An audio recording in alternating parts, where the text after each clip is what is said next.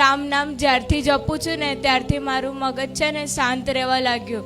પછી અત્યારે બી હું રામ નામ લખું છું અને ભણવામાં ધ્યાન બી સારું એવું રહે છે, મગજ શાંત રહે છે.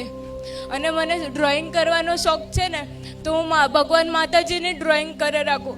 ગયા રવિવારે જ માંડી હું છે ને રામનું સ્કેચ બનાવી લાવી હતી, પણ ભીડભાડમાં છે ને ક્યાંક પડી ગયું. તો માડી મને બહુ દુઃખ થયું હતું કે મારું સ્કેચ પડી ગયું. હું માડી માટે સ્કેચ દોરીને લાવી હતી. પછી ખબર નહીં કોકે મને એ જ સ્કેચ પાછું આપ્યું ને પછી મેં અહીંયા સેવક દ્વારા તમને આપી દીધું હતું સ્કેચ એ રીતને. અને માડી હું જ્યારે આરતી કરું ને ત્યારે તમે ઘરમાં આવતા ને એવું મને લાગે છે. મને માથું દુખાય તો માડી તમે માથું બી દબાઈ આપો છો.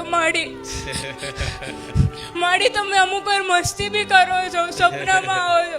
અહીંયા બધા તમારા પાછળ રામ ભગવાન બહુચરમાં મેલેડીમાં બધા મારી સામું જોઈને હસે છે.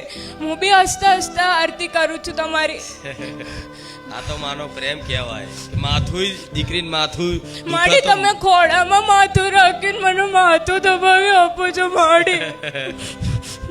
માડી મને જે પ્રશ્ન હોય ને પ્રશ્નનો ઉકેલ બી માડી તમે સપનામાં આવીને ઉકેલ કાઢી આપો છો. માડી તમારા શબ્દોથી એક પ્રમાણ મળે છે. આખું જીવન મન માતાને સમર્પિત કર્યું.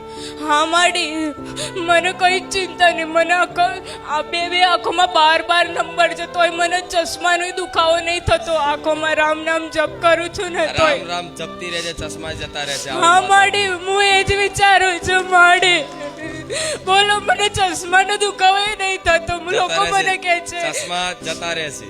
માડી મને લોકો કીધું કે એટલે ચડ્ડા ચશ્મા પહેરો. મને શરમ આવે છે માડી, પણ હું રામ નામ જપ કરું મને ચશ્માનો દુખાવો નહીં થતો. માડી કઈ ચિંતા જ નહીં રહેતી. માડી એ તો સર ચિંતાઓનો નાશ થઈ જાય. આ પ્રમાણ છે તારા શબ્દોથી. આ પ્રમાણ સિદ્ધ થાય છે કે જીવન સમર્પિત કર્યું, શરણાગતિ. હા મને કોઈ ચિંતા નહીં રહેતી.